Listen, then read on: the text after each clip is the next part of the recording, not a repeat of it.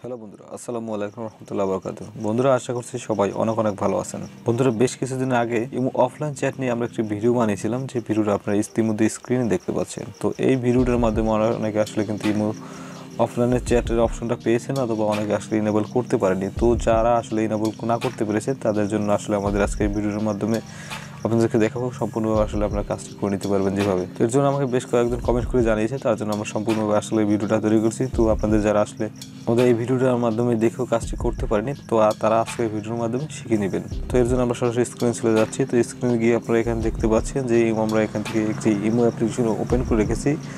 তো আমরা এই ইমোটাকে এখান থেকে ট্যাপ করে ধরে রাখবো।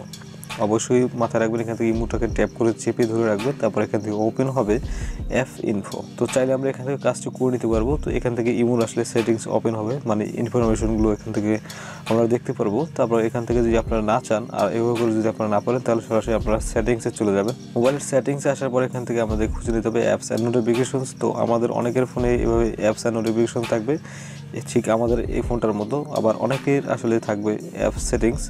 তো আপনাদের ফোনে যেটাই থাকুক না কেন, অ্যাপ সেটিংস এবং অ্যাপস অ্যান্ড নোটিফিকেশন যেটাই থাকুক, সেটার ভিতরে আপনাকে ক্লিক করতে হবে। ক্লিক করার পর এখান থেকে আমাদের ইমোটাকে খুঁজে নিতে হবে। তো আমরা এখান থেকে সি অলে দিয়ে দিলাম। তারপর এখান থেকে আমরা ইমোটাকে খুঁজে নেব। ওকে বন্ধুরা, দেখতে পাচ্ছি আমরা এখান থেকে ইমোটাকে, তো আমরা এখান থেকে ইমোটাকে টাচ করলাম। টাচ করার পর এখান থেকে আমাদের কিন্তু অনেকগুলো অপশন চলে আসলো। এখান থেকে আমাদের একটি অপশন খুঁজে নিতে হবে, যেখানে দেখতে পাচ্ছেন ডেটা ইউজ। তো আমাদের এই অপশনটায় ক্লিক করতে হবে। এখান থেকে ক্লিক করে দিলাম। ক্লিক করে দেওয়ার পর দেখতে পাচ্ছেন নিচের দিকে আছে ব্যাকগ্রাউন্ড ডাটা। তো এখানে সেটা দেখতে পাচ্ছেন ব্যাকগ্রাউন্ড ডেটা। তো আমাদের এখান থেকে এই অপশনটা অফ থাকবে। তো আমাদের এখান থেকে এই অপশনটা অন করে দিতে হবে। অন করে দিলে আমাদের কাজ শেষ। এখান থেকে আমাদের নিচে থেকে অন করে দিতে হবে।